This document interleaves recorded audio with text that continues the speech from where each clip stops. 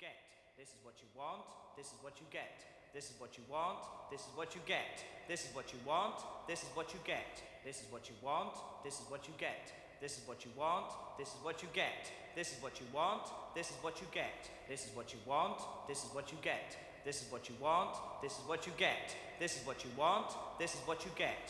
This is what you want. This is what you get. This is what you want. This is what you get. This is what you want. This is what you get. This is what you want. This is what you get. This is what you want. This is what you get.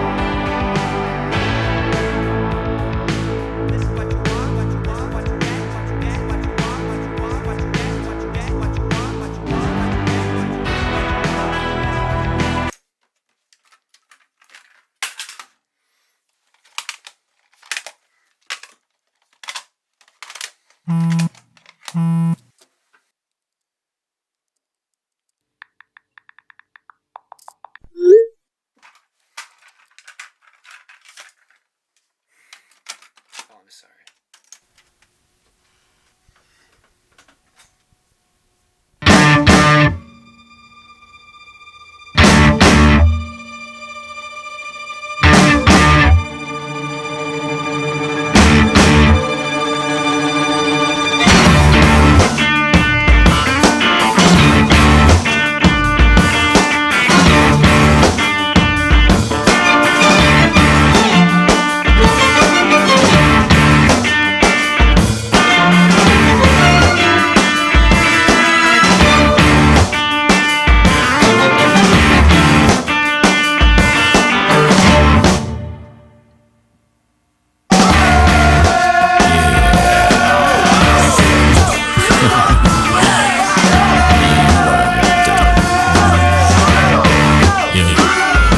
Baby, take it home.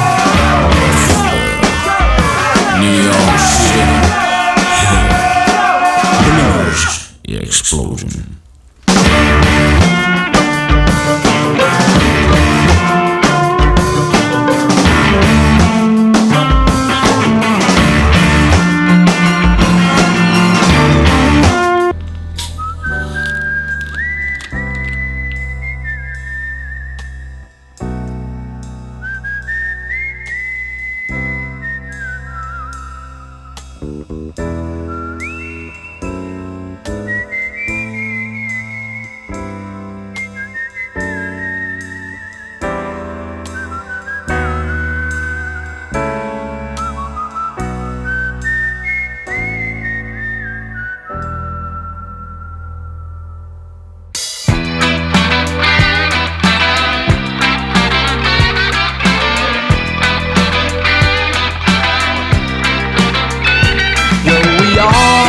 A face that we hide away forever, and we take them out and show ourselves when everyone has gone.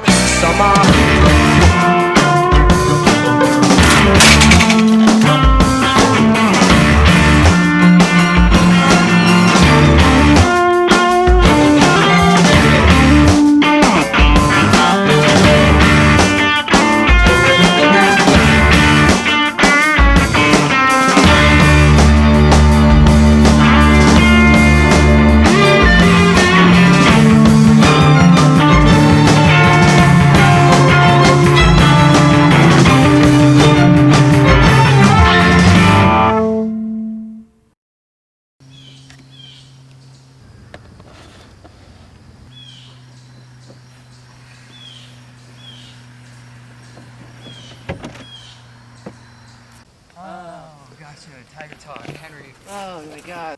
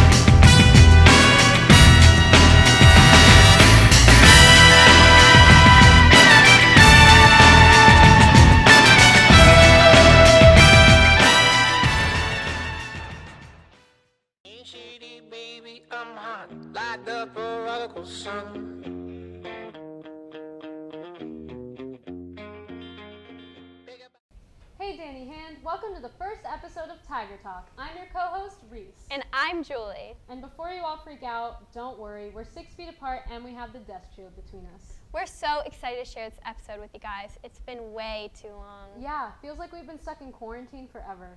Yeah, I mean, you can only watch Outer Banks so many times. So Reese, are you like a John B kind of girl or a JJ kind of girl? Because I feel like John B is like the boy next door, but JJ is Julie, like... we gotta stay focused here, but if you really want to know, definitely JJ. Anyways, now that school started, there's so much less time to binge watch Netflix shows. Yeah, it stinks. But I'm just glad we're back. Speaking of back to school, on to Dara and Michael to see how Mr. Salutary and the students feel about the new COVID regulations that have been implemented this year. Most people never would have thought that COVID-19 would still be affecting us at the start of the school year. But due to the global pandemic, there have been many new changes around Daniel Hand that have been implemented to allow at least half the school to attend in person twice a week. Our principal at Daniel Hand, Mr. Salutary, is here with more information on how the idea of us going back to school came to be. Considering how overwhelming the changes have been, I've been really impressed with the student body and the faculty. I do believe the changes we've put in place to keep everyone safe are reasonable, and to see the high level of compliance by the students and teachers, as well as the administrators and other staff, is the reason why we're still in person. Students and faculty at Hand have had mixed emotions about the new rules at school. You may like or dislike the new changes, but the new plan is what's allowing us to be back. This is a temporary plan, and it will be reassessed in October to see if we will continue or be allowed to all go back 5 days a week. So far, students are adapting well and following the rules, so if we keep it up, we may be able to go back full time. How have you been adjusting to the new changes? I adjusted very well. It's pretty good so far. They kind of suck in GL. It's not fun. Well, I feel like personally it hasn't been hard for me. Do you prefer coming to school or staying at home? Coming to school. Why? Because I learn better. Staying at home. I think it's easier because the teachers let you out earlier. So. I actually like staying at home because I like how I can finish everything faster, and I like how in my free periods I can just sit around. Coming into school. Because it's so much easier to learn, and I feel like I'm growing when I'm in school. Although we're still adapting to the new changes, we're lucky enough to go back at least 2 times a week. We can only wait to see what the Board of Ed has for the future. From outside the nurse's office, this is Dara McShane reporting. Sorry, something was stuck in my throat. Reese, don't cough. I hear you can get an ISS for that. Yeah, I heard that too. I'm glad we're taking precautions, but those one-way hallways really stress me out. Tell me about it. During a pandemic, there's a lot to stress about. I know. Sometimes it's hard to find things to do to get my mind off of it. Well, I heard that Grace, Nicolette, and Massimo have some great ideas. Let's take it over to them to get an idea of some activities you can do to have fun while still being safe during this time. Throughout these last few months, everyone has been having to adapt to this new lifestyle, both physically and mentally. With limited things to do, everyone has to broaden their horizons more than ever. Our friend Tyler is doing this exact thing. To keep yourself entertained. Yeah, so basically I go out to eat a lot with my friends, and I kind of just hang out with other people who are still home from school. And yeah, I mean, there's not really much else to do right now here. Although this free time has allowed people to find new hobbies, it has also taken a toll on a lot of people's mental health. It's definitely not made it any better. I mean, I definitely get super bored, and, I definitely hate just, kind of staying cooped up, in Madison, so, it kind of sucks, but at the same time, I'm able to, still see people and do things, so it's not really, that bad. Clearly, Tyler had some great ideas on what we can be doing during these unfamiliar times. But we have some more we'd like to share with you. Are you sick of feeling down?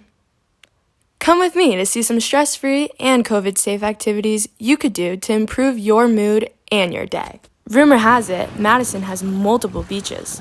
Let's go check them out. An easy idea is a simple walk down Middle Beach Road. Socially distant, of course. Hey, how's the weather over there? Mighty green and dandy, how about ya? Or, grab a board and hit the ramps. Don't forget your mask.